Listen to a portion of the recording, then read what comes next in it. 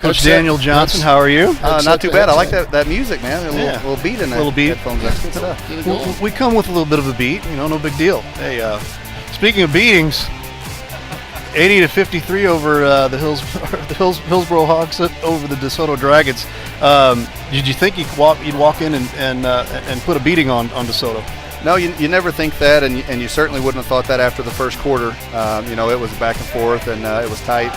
It was tough for us to get shots off. They had a lot of defensive pressure on the ball and a lot of intensity, and we had our bigs had picked up a foul real quick in the game, and there were some things that weren't looking in our favor. But I thought we kept our focus, we kept our effort and our energy, and eventually we busted through. We were able to make some shots. Get the ball, pound the ball down low, play inside out like we like to do, push the pace a little bit. Made a couple transition threes, which are always big for us, and they're high energy plays. And then when you got Michael Brewer, you always have a consistent threat at the rim, and he was a beast tonight. You guys jumped to 19-4 in overall and 3-0 in the conference. I know the conference play is important. Districts are right around the corner too. We're going to actually be here for some of your district games, so we're hoping to get to know you a little bit more and a little bit more on the Hillsboro Hawks. Tell me this about the Worley brothers. We asked Michael Brewer about it. Just the luxury that they bring coming over from Windsor. Well, obviously Evan brings great size, which you can't teach. No doubt. And but with that, he's not just a big body out there. He's a guy that can move around, understands the game. Evan gives us a threat from the perimeter. He gives us a threat to drive it. Ethan gives us a threat from. I'm still confusing them. Yeah, exactly. We did too, so we did at home. Yeah, the guard gives us a threat. Driving the basketball, also shooting a three, and he's really quick side to side. He helps our defense, our backside of our defense so much. He covers so much ground.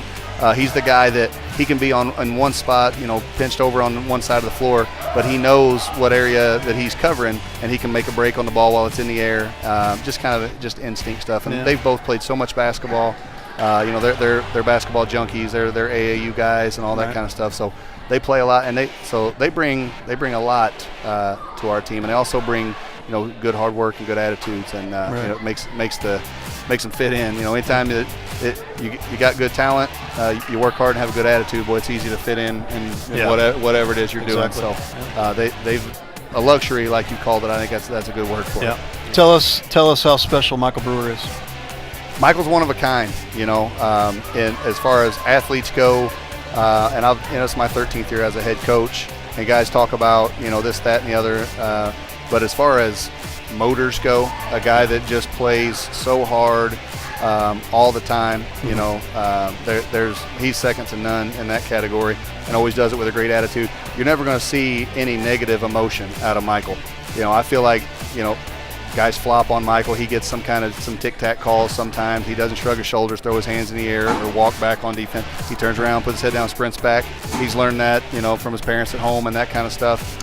So he's a good, high-character guy. And, man, he just has a knack for catching the ball and putting it in a hole. He's like I say, he's one of a kind. He's an incredible athlete, an incredible kid, and he's going to be sorely missed, when he graduates. We want to get everything out of him we can, and ride that thing while we still got him. Absolutely. So do you guys practice free throws on a regular basis with DeSoto? We watched both you guys tonight, and I think there were about 3 or 4 misses all game long. Was that it? Yeah, hey, you never know. You do obviously practice free throws. We try to take pressure free throws and all that kind of stuff, and sometimes you'll have games like this where you don't miss very many, and then sometimes you'll look in the book and say, man, we were 13 for 25 or something. What in the world's going on? But we buried them. We do have some friendly rims here at Hillsboro. I don't know if you noticed that or not. They're pretty soft, so most people shoot it a little better in our gym than they do anywhere else. But we shot them well tonight, and the way we try to attack the rim, it really helps to have guys. Our big guys can make shots. With Evan, with Michael Brewer, and with Garrett Pinkley, they all have nice touch and can make free throws, so that's always a bonus. Yeah, I could have used both those rims in my college and high school days, but you and me both, man. That was one thing too that we noticed. All 5 of your starters were able to drain a three tonight, and so that really poses a lot of problems out there for the other offenses, because you got the Brewer going to the hole, you got Evan or the taller Worley being able to do it too, and they can all pop out and hit that three. Yeah, and it's kind of, you kind of got to pick your poison there. It makes it really tough on the defense, and our guys are good at recognizing that. And obviously, if you're able to play two big guys at once, if one of them's taking a three, you still got another one down there, to corral an offensive rebound, and maybe you got some guards crashing and that kind of stuff. So we just got guys that know how to play basketball. They've played a lot. They like to play together. They like to share the ball.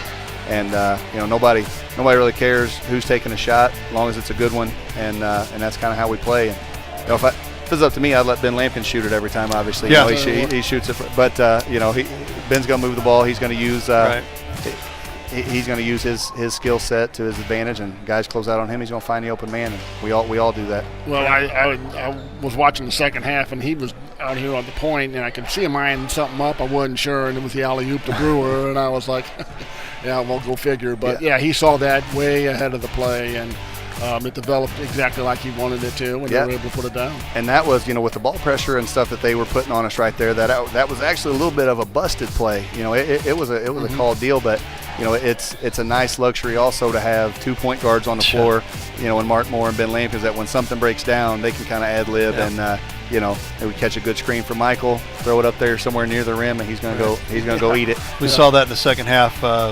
Lampkins kind of came on and tried to tinker and toy with trying to deal with the defense, DeSoto's defense, and did a great job. He really did. Yeah, Ben's really shifty there and kind of crafty. He shoots the ball so well that you bring him a ball screen, you've got to try to go over the top of it. You've got to kind of help out with the big, but obviously he knows that. He's been seeing that for a few years now, so he knows how to kind of counter that. And our bigs are good at rolling, and our guards are good at finding the open spot. So,